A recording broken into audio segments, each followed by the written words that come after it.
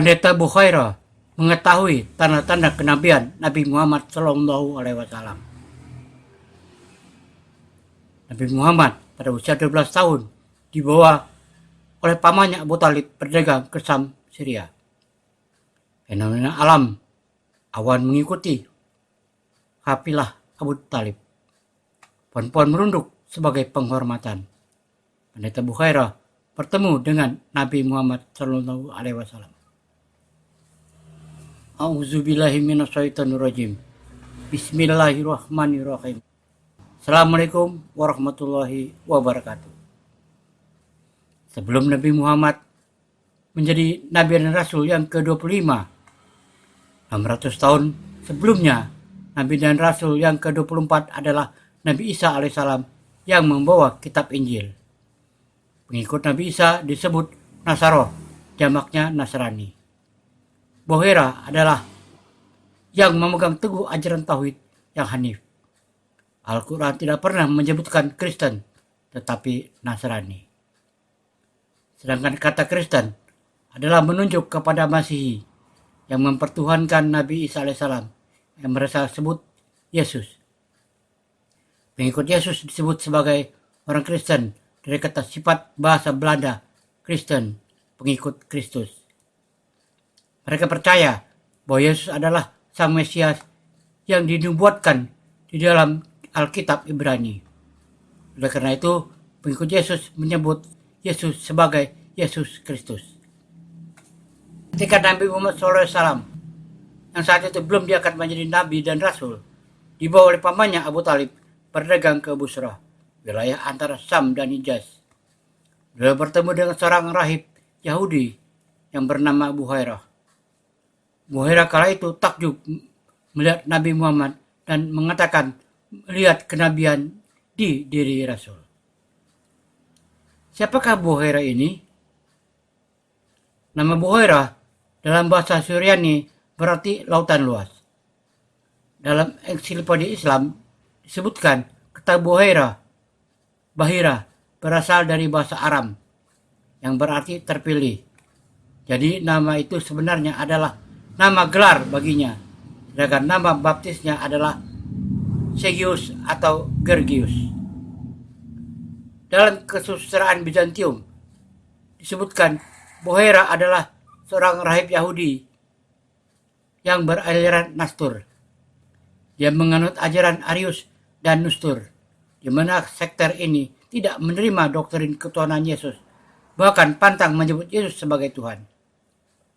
Sekte ini percaya baik itu Yesus maupun Maryam adalah manusia yang merupakan perwujudan dari kalimat luhur. Dalam kitab Sirah Nabawiyah karya Muhammad Ridho dijelaskan, Bukhaira dikenal sebagai seorang pendeta yang menguasai ilmu falak dan perbintangan. Dia membangun biaranya di pinggir jalan utama menuju ke Syam dan selalu tinggal di dalamnya. Dia tinggal di sana khususnya pada musim lewat para pelancong dan kafilah dagang. Kemudian dia menyerukan kepada mereka untuk tidak menyembah berhala dan hanya mengesahkan Allah. Ketika Abu Talib dan Muhammad sampai di tanah Syam, adalah salah seorang pendeta yang bernama Bukhaira yang terbiasa memperhatikan pelataran tanah Syam dengan duduk di atas gunung pasir. Suatu hari, dia melihat ada awan putih yang berjalan seakan memayungi rombongan unta yang sedang berjalan beriringan. Saat mereka berhenti di kaki gunung pasir tempat Bukhaira duduk, rombongan itu kemudian membuat kemah dan beristirahat. Pada saat itu pula, awan putih bejana itu menghilang dan digantikan oleh pohon-pohon yang condong sehingga daun-daunnya bisa dipegang seakan memayungi seorang anak yang termasuk dalam rombongan yang sedang duduk beristirahat. Melihat kejadian itu, Bukhaira turun dari gunung pasir itu dan mengutus seseorang untuk menemui mereka, yang menyuruh para pengiringnya untuk mempersiapkan makanan dan minuman untuk menyambut para tamu. Namun, Bukhaira tidak langsung menemui rombongan itu, yang malah bersembunyi dan memperhatikan tamunya yang sedang makan. Abu Talib datang bersama Muhammad dan rombongan lainnya. Selama zaman itu berlangsung, diam-diam Buhairah mengamati sosok Muhammad, seakan menemukan sebuah tanda-tanda kenabian sesuai dengan apa yang dibacanya dalam kitab. Ketika zaman itu selesai, Buhairah langsung menghampiri Nabi Muhammad SAW dan berkata, "Wahai anak kecil Muhammad, demi Lata dan Uzza, aku bertanya kepadamu, dan aku sangat mengharapkan engkau mau menjawab apa yang aku tanyakan." Mendengar Buhairah mengucapkan sumpah dengan nama Lata dan Uzza, Nabi Muhammad SAW segera menjawab, "Jangan engkau tanya aku dengan nama Lata dan Uzza. Demi Allah, tidak ada yang aku benci melebihi keduanya." Lalu Buhairah kembali berkata, "Kalau begitu, atas nama Allah, aku memintamu untuk menjawab pertanyaanku." Muhammad pun berkata, "Katakanlah apa yang ingin engkau tanyakan." Saat itulah Buhairah menanyakan banyak hal kepada Muhammad, mulai dari kebiasaannya, seperti gayanya, tidurnya, keluarganya, impian-impiannya, dan hal-hal lainnya. Muhammad pun menjawab dengan lancar.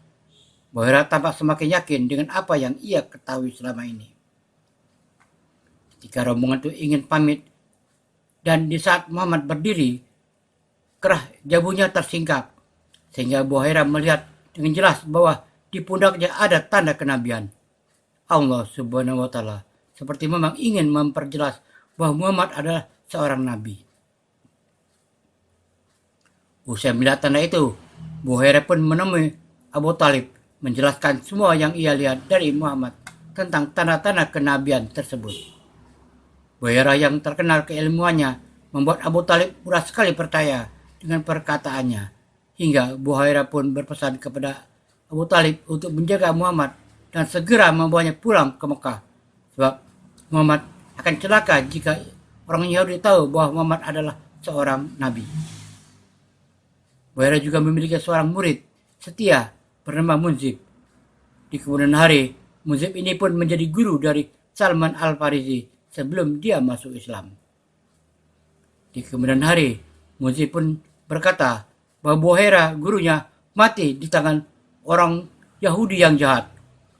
Buhairah terbunuh sebagai korban kesyirikan beberapa orang Yahudi tersebut. Surah 2 Al-Baqarah ayat 146. الذين آتيناهم الكتاب يعرفونه كما يعرفون أبناءهم وإن فريقا منهم ليكتمون الحق وهم يعلمون. Orang-orang Yahudi dan Nasrani yang telah kami beri Alkitab, Taurat, dan Injil juga mengenal Muhammad seperti mereka mengenal anak-anaknya sendiri. Dan sesungguhnya sebagian di antara mereka menyembunyikan kebenaran, padahal mereka mengetahui. Demikian kisah Buhairah yang bertemu dengan Nabi Muhammad SAW yang dibawa pamannya Abu Talib untuk berdagang ke Syam, Syria. Wallahu a'lam bishawab. Semoga bermanfaat. Assalamualaikum warahmatullahi wabarakatuh.